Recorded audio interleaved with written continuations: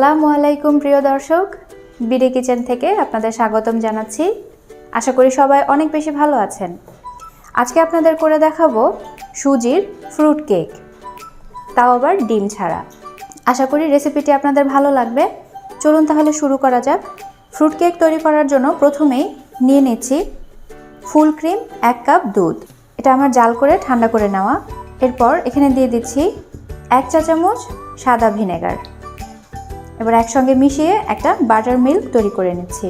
10 মিনিটের জন্য একটা সাইডে রেখে দিচ্ছি বাটার মিল্ক তৈরি হওয়ার জন্য।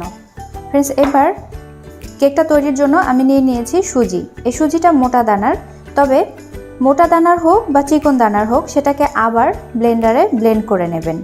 তো আমি সুজিটাকে ব্লেন্ড করে নিচ্ছি। ফ্রেন্ডস দেখুন, বাটার মিল্কটা একদম রেডি হয়ে গেছে।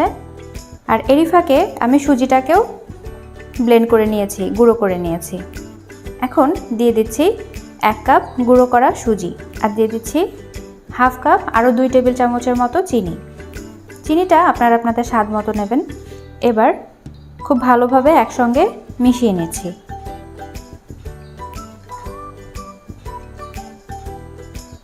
ফ্রেন্ডস, উপকরণগুলো একসঙ্গে মেশানো হয়ে গেছে। এখন 5 মিনিটের জন্য এটাকেও একটা সাইডে রেখে দেব, যাতে চিনিটাও গলে যায় এবং সুজিটাও সেট হয়ে যায়। সুজিটা সেট হতে হতে আমি যেই বাটিটাতে আজকে কেকটা বেক করব সেই প্রিপারেশনটা করে নিচ্ছি। একটু তেল প্রথমে ব্রাশ করে নিচ্ছি, সাইড দিয়েও ব্রাশ করে নিচ্ছি, যাতে করে কেকটা আনমোল্ড করতে কষ্ট না হয়। এরপর একটা লেখালেখির কাগজ দিয়ে দিচ্ছি। এবার এই কাগজটার উপরেও ব্রাশ করে দিচ্ছি তেল। ব্যাস, এই মোল্ডটাও রেডি হয়ে গেছে। ফ্রেন্ডস, আমি আজকের এই ফ্রুট কেকটার জন্য নিয়েছি মোরব্বা, আর এখানে নিয়েছি চেরি। তো এবার একটা বাটিতে এই সবগুলো নিয়ে নিচ্ছি। এখানে 3 টেবিল চামচ করে নিয়েছি 2টা উপকরণ। হাফ টেবিল চামচ কর্নফ্লাওয়ার দিয়ে একসঙ্গে একটু মিশিয়ে নিচ্ছি।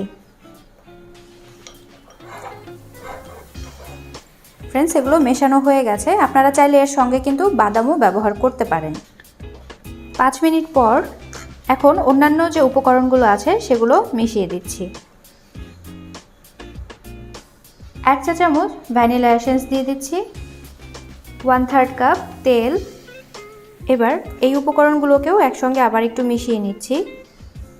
এবার বাকি যে শুকনো উপকরণগুলো আছে সেগুলো দিয়ে দিচ্ছি হাফ কাপ ময়দা, হাফ চা চামচ বেকিং সোডা, অবশ্যই বেকিং সোডাটা দেওয়ার চেষ্টা করবেন, হাফ চা চামচ বেকিং পাউডার, হাফ চা চামচ লবণ। এবার এই শুকনো উপকরণগুলো একসঙ্গে ভালো করে চেলে নিচ্ছি। এবার সব কিছু আবার একসঙ্গে খুব ভালোভাবে মিশিয়ে নিচ্ছি।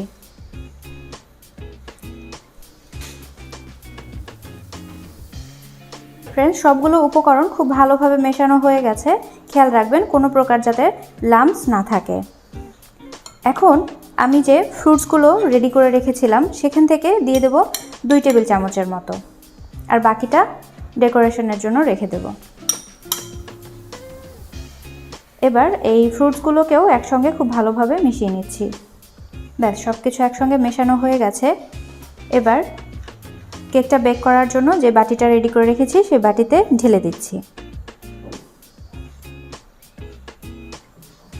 এবার একটু হালকা হাতে ট্যাপ করে দিচ্ছি।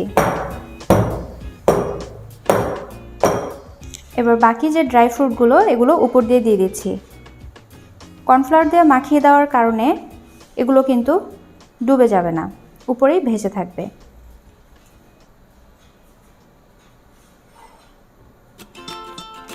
ফ্রেন্ডস, আমি অলরেডি চুলার প্রিপারেশনটা করে রেখেছি। এখানে একটা মোটা তলানি বিশিষ্ট হাঁড়িতে একটা স্ট্রেনার বসিয়ে আমি প্রিহিট করে নিয়েছি। যেভাবে ওভেন প্রিহিট করে নেয় ঠিক সেভাবে আজকে আমি এটা চুলায় বেক করছি। তো খুব সাবধানে বসিয়ে দিচ্ছি।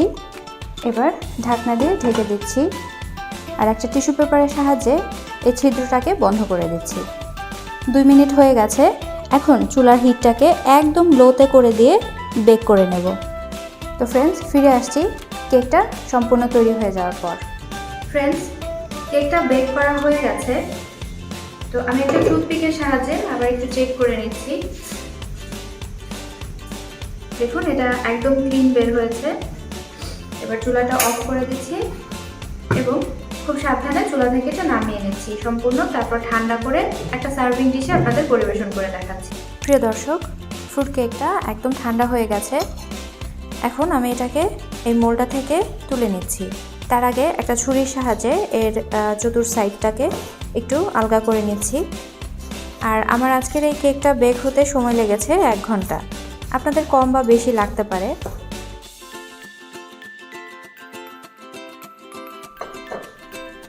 ফ্রেন্ডস, দেখুন কত সুন্দরভাবে কেকটা তৈরি হয়ে গেছে। ফ্রেন্ডস, এবার আপনাদের আমি একটু কেটে দেখাচ্ছি এটা কতটা সুন্দর হয়েছে।